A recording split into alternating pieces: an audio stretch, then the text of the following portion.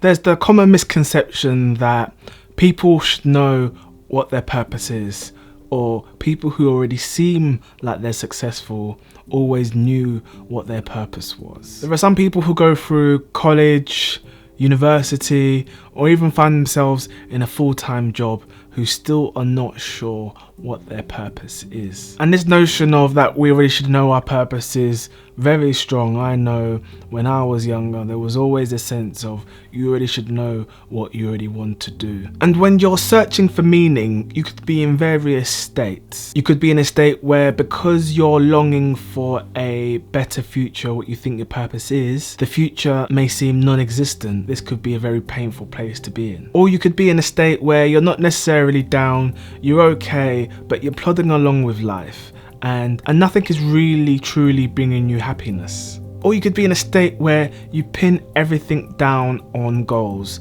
So you have a particular goal and that is your life's purpose. And until you reach that goal, your purpose will be fulfilled. One of the key steps to gaining clarity is knowing what rules to follow, instead of blindly accepting the preconceived rules of life. These rules passed down from generation to generation at one point did hold some truth. From the moment we are born, our beliefs and systems are embedded into us. But some of these rules keep us locked in, leading us to live limited lives that we are truly capable of doing. And this is an element of social proof. When we take on the rules because someone says, in effect, everyone's doing it, we're adopting the beliefs through social proof. Think of it as approval by proxy. We believe what someone else tells us to save ourselves from assessing the truth. If we are led to think that everyone is doing it, believing in it, or buying it, then we decide that maybe we should too. This is a modern day example of advertising. Our thoughts really do construct our worlds. They can be incredibly empowering or extremely restrictive. So how can we find clarity when looking for purpose? So let's talk about what's actually holding us back. This means shaking off the shackles from cultural baggage from the past, expanding on your own vision of the future, and experiencing a dramatic shift on how you view life. But firstly, we need to acknowledge that safety is overrated. Taking risks is much less likely to kill us than ever before.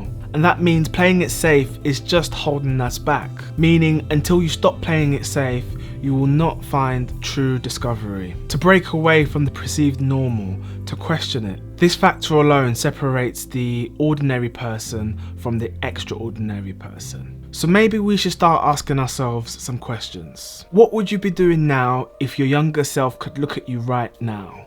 For me personally, I was always a creative person. I was never good at maths or numbers or grammar or writing even, but I'd always been able to express myself in a visual way, and this was either through drawing or painting. And this is an area where I had to make a decision just before going to college, which is probably your version of high school in America. And that was to maybe go down the corporate route or actually follow my heart and go with what I know I'm good at and where I could excel. And the reason why it was difficult, because there was an immense pressure on choosing something that was safe. To choose a creative path for me was somewhere that was it was an unknown. These creative paths weren't seen as a stable or even a credible income source or credible career. So my point is, if my younger self was to look at myself now, hopefully that younger self would be like, right, yes, you are doing something. You are creating a YouTube channel. You are freelancing and doing videography. And that for me is gold. Are you okay with some level of embarrassment? Because you're not going to be able to do anything straight away amazingly. And there's going to be some level of embarrassment.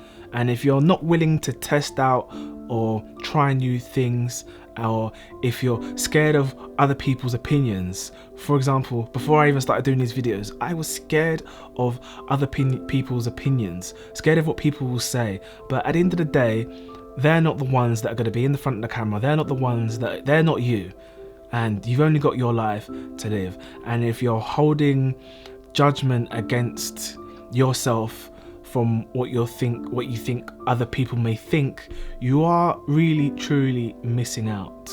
You need to be in an environment where you can test things out and you're not scared, because if you don't and you're always worrying about what other people think, that is a recipe for regret and unhappiness.